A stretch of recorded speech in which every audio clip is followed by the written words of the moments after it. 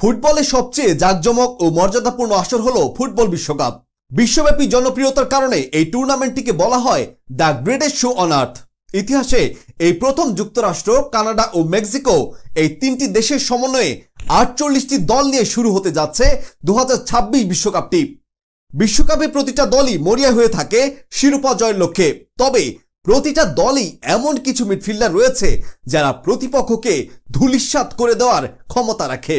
তাহলে চলুন দেখে নেওয়া যাক ২০২৬ বিশ্বকাপে প্রতিপক্ষকে ধূলিসাৎ করে দিবে যে ৬ মিডফিল্ডার। ভিডিওর বিস্তারিত থাকছে প্রতিবেদনের বাকি অংশে। ৬ number, Eduardo Camavinga, France.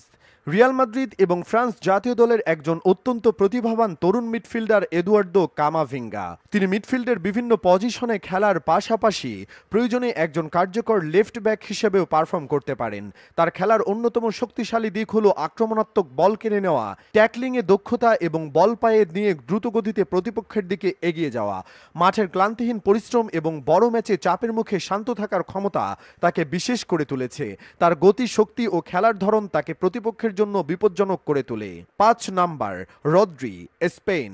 Rodri বর্তমান ফুটবল বিশ্বের অন্যতম সেরা ডিফেন্সিভ মিডফিল্ডার।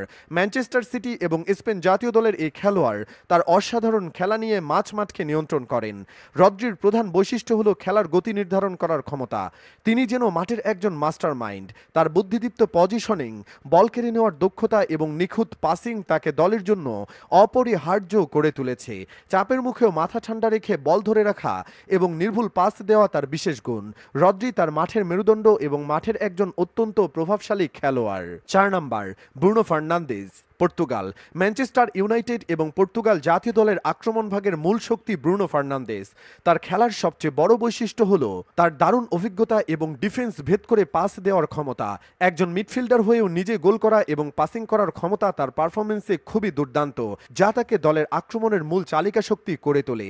পেনাল্টি এবং সেট পিস থেকেও তিনি খুব বিপজ্জনক। তিনি তার দক্ষতা এবং তীব্রতা দিয়ে যে কোনো মুহূর্তে ম্যাচের ফলাফলের মোড় নিজের দিকে ঘুরিয়ে আনতে পারেন। ৩ number, Kevin De Bruyne, Belgium.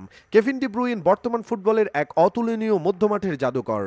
তিনি বেলজিয়াম জাতীয় দল এবং ম্যানচেস্টার সিটির প্রাণ ভোমরা। তার খেলার ধরন, মাঠের দৃষ্টিশক্তি এবং বল কন্ট্রোল তাকে প্রতিপক্ষের জন্য এক আতঙ্কে পরিণত করেছে।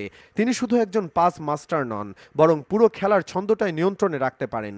তার অন্যতম শক্তি হলো দীর্ঘ রেঞ্জের পাস, নিখুঁত থ্রো এবং ফিনিশিং। প্রতিপক্ষ দলগুলো ডি ব্রুইনকে বিশেষ নজরে রাখে, কারণ তারা জানে যে তাকে আটকাতে না পারলে পুরো ম্যাচের চাবিকাঠি হাতছাড়া হয়ে যাবে। ২ number, judo Bellingham, England. Judo Bellingham ইংল্যান্ডের একজন উদীয়মান সেরা মিডফিল্ডার। তার খেলার ধরন যে মাঠে জ্বলে ওঠা এক শান্ত আগুন। চোখে ঠান্ডা হিসাব, পায়ে ঝড়। মাঠে দখল নেন ঠিক সেনাপতির মতো, আবার প্রয়োজনে গোল করে দলকে টেনে নেন সামনে। প্রতিপক্ষের জন্য তিনি এক চলন্ত ধাঁধা। কখন পাস দেবেন আর কখন ঢুকে যাবেন ডিবক্সে বোঝা দুঃসাধ্য। বয়স যতই হোক না কেন, তার খেলার ধরন ও প্রতিপক্ষের উপর প্রভাব খুব অল্প বয়সে তাকে সেরা মিডফিল্ডারের কাতারে নিয়ে গেছে। ১ নাম্বার, এনজো ফার্নান্দেজ, আর্জেন্টিনা।